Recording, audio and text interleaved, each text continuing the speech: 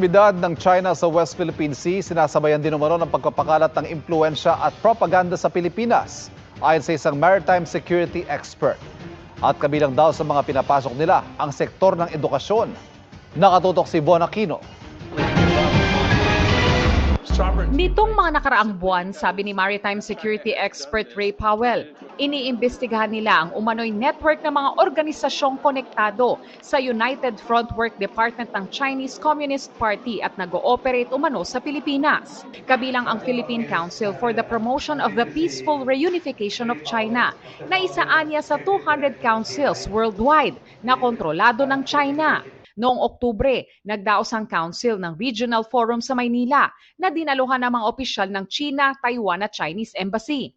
Sabi pa ni Powell, dumalo rin umano ang chief editor ng isa sa prominenteng Chinese language newspaper sa Maynila na nagsilbing Secretary General ng Konseho.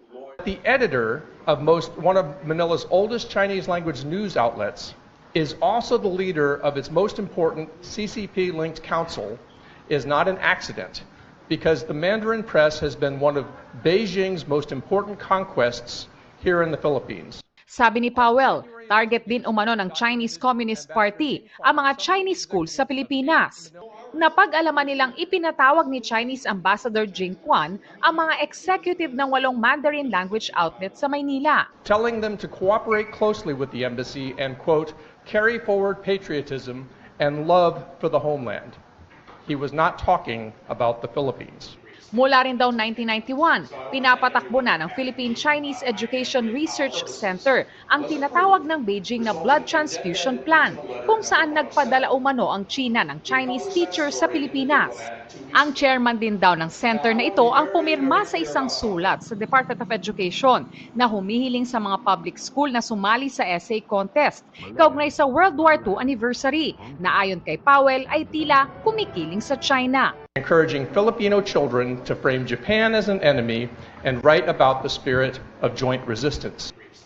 Ang mga ito, ani Powell, ay nasa sentro ng tinatawag na mga analyst na FIMI o Foreign Information Manipulation and Interference Operations.